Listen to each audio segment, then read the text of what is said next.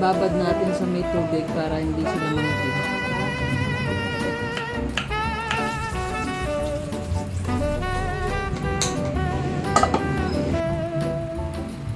Garlic and onion.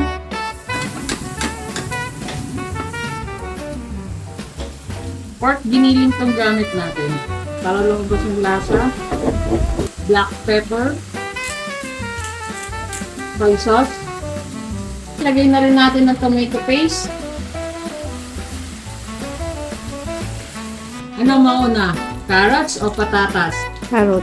Carrots kasi ito ang mas matagal maluto compare sa patatas. Yung patatas. Patatas! Para maluto pa yung mga gulay natin sa yung karne, maglagay tayo ng konting water. Pork cubes. Tomato sauce.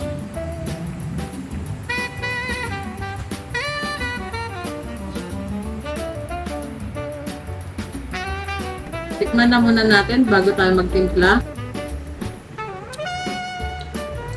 Konting alat na lang ilagay natin kasi may alat na siya dahil sa toyo. Salt.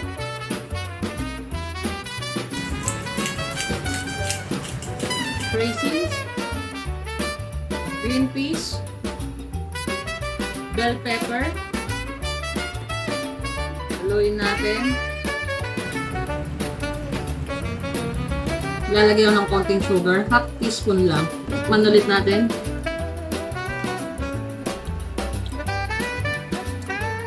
Sarap na. Luto na ang ating picadillo.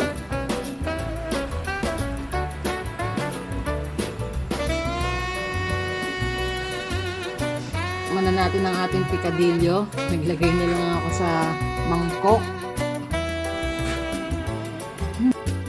Hop.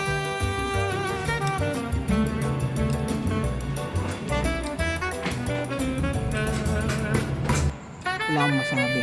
Masarap.